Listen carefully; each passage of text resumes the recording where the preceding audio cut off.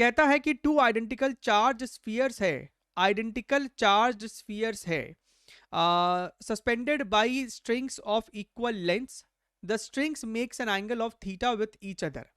तो आपके पास यहाँ पे इस प्रकार से धागा है और दोनों धागे का लेंथ बराबर है। इलेक्ट्रोस्टैटिक रिपल्शन के वजह से ये दोनों एक दूसरे से इस प्रकार से दूर हो गए हैं, ये दोनों एक दूसरे से इस प्रकार से दूर हो गए हैं। ध्यान से पूरे डिस्कशन को सुनना, फिर बाद में ऐसा नहीं कि सर समझ में नहीं आया या फिर सर रिपीट कीजिए, है ना। रिपीट का तो यहाँ पे कल्चर ही नहीं है, एक बार में समझने का प्रयास करें। कहता है कि इन दोनों धागे के बीच का एंगल सर थीटा है, राइट। और थीटा है इसका मतलब क्या, ये वाला एंगल सर मेरा कितना हो जाएगा, थीटा बाई 2, राइट। और सर ये वाला एंगल भी मेरा हो जाएगा थीटा बाई 2। बहुत ही बढ़िया। अब अगर हम ध्यान से देखें तो एक पर्टिकुलर चार्ज पे कौन कौन से फोर्स लग रहे हैं, ठीक है।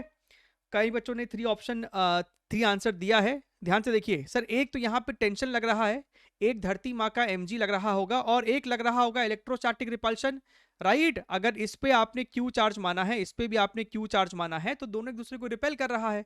तो हम लोग यहाँ पे सिर्फ एक चार्ज का FBD बना रहे थे। तो ये रहा सर इलेक्ट्रोस्टैटिक फोर्स, ये रहा सर उसका वेट और ये रहा सर टेंशन T। अच्छा, अगर हम यहाँ पे और ध्यान से देखें, ये एंगल अगर थीटा बाई 2 है तो हम कह सकते हैं कि सर ये वाला एंगल भी मेरा थीटा बाई 2 होने वाला है। कहने का मतलब है कि टेंशन का आप दो कंपोनेंट ले सकते थे, एक वर्टिकल और एक हॉरिजॉन्टल। बहुत डीप में समझाने का कोशिश कर रहे हैं ताकि आपको बिल्कुल क्लैरिटी आ जाए कि आपने अगर इसका कहीं पे सोल्यूशन देखा भी है तो वैसा वहां पे क्यों किया था। भैया आपका ये जो चार्ज पार्टिकल है वो है तो रेस्ट पे, अगर वो रेस्ट पे है तो ये वाला फोर्स इस वाले फोर्स के बराबर होगा। तो हम यहाँ पे लिख सकते थे कि sir T sine theta by 2 is equal to F E, और सर ये वाला जो फोर्स है वो सर mg के बराबर होगा। तो आप यहाँ पे लिख सकते थे T cos theta by 2 is equal to mg। अगर आप इन दोनों इक्वेशन को आपस में डिवाइड करते हैं तो आपको निकल के आता है tan theta by 2 is equal to F E by mg। जनाब अगर आप यहां पे ध्यान से देखें, हमसे कहता है कि आपने इस पूरे सेटअप को डाल दिया है पानी में। पानी क्या करेगा, पानी क्या करेगा, ये जो चार्ज पार्टिकल है भैया इसका खुद का कुछ वॉल्यूम भी तो होगा। तो पानी ऊपर की तरफ एक बॉइंट फोर्स लगाएगा। और जनाब पानी आपको यहाँ पे एक डाइलेक्ट्रिक मीडियम की तरह भी काम कर रहा है, जिस कारण से जो इलेक्ट्रोस्टैटिक फोर्स है, राइट, जो टोटल नेट फोर्स उस चार्ज पे लग रहा है वो भी बदल जाएगा। क्यों सर, क्योंकि इलेक्ट्रोस्टैटिक फोर्स में आपको फॉर्मूला होता है 1/4 पाई एप्सिलॉन नॉट चार्ज का स्क्वायर डिवाइडेड बाय डिस्टेंस का स्क्वायर, ठीक है। अगर तुम यहां पे ध्यान से देखो तो अगर कोई मीडियम आ जाता है तो नीचे में वो डाइलेक्ट्रिक कांस्टेंट भी मल्टीप्लाई करना पड़ता है। इस सवाल की खास बात यह है कि हमसे कहता है कि आपने जब इसको पानी में डाला, the when suspended in the water the angle remains the same. ये बहुत बड़ा खास बात है कि सर एंगल जो है हमारा, यानी कि जो टोटल एंगल थीटा है वो सेम रहा।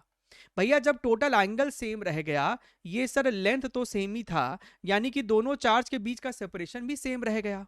बात समझ रहे हो सर, अगर एंगल सेम रह गया यानी कि ratio of electrostatic force and the vertical force is same, right. आपका इलेक्ट्रोस्टैटिक फोर्स और ये जो आपका नेट डाउनवर्ड डायरेक्शन में फोर्स है वो दोनों का रेशियो सर पहले और बाद में सेम है। अच्छा, अगर इस बात को हम समझ जाते हैं तो हम यहां पे लिख सकते हैं कि पहले इलेक्ट्रोस्टैटिक फोर्स Fe था, ये आपका mg था। क्या बाद में इलेक्ट्रोस्टैटिक फोर्स Fe है? नहीं, क्योंकि नीचे में एक k आ गया है। तो बाद में इलेक्ट्रोस्टैटिक फोर्स है Fe बाई k। क्या बाद में भी सिर्फ mg होगा? नहीं, डाउनवर्ड डायरेक्शन में mg है और अपवर्ड डायरेक्शन में अब एक बॉइंट फोर्स भी आ गया है, एक बॉइंट फोर्स भी आ जाएगा अगर यहां पे आप पानी डाल देते हो। इसका मतलब ये हो जाता है कि सर अब जो t cos थीटा बाई 2 है that is equal to mg minus your point force, mg minus your point force. तो यहां पे सर आएगा mg minus your point force. अच्छा, अगर तुम यहां पे ध्यान से देखो तो पॉइंट फोर्स आपको होता है वेट ऑफ डिस्प्लेस्ड लिक्विड। तो density of liquid, volume of the sphere of this particle multiplied by gravity, right. अच्छा, सर डेंसिटी ऑफ सॉलिड, यानी कि ये जो आपका चार्ज पार्टिकल है इसका डेंसिटी क्या हो जाएगा, मास बाई वॉल्यूम। यानी कि सर हम लोग वॉल्यूम को लिख सकते थे mass upon density of solid, तो यहां पे आप वॉल्यूम की जगह लिख सकते थे mass upon density of solid into gravity.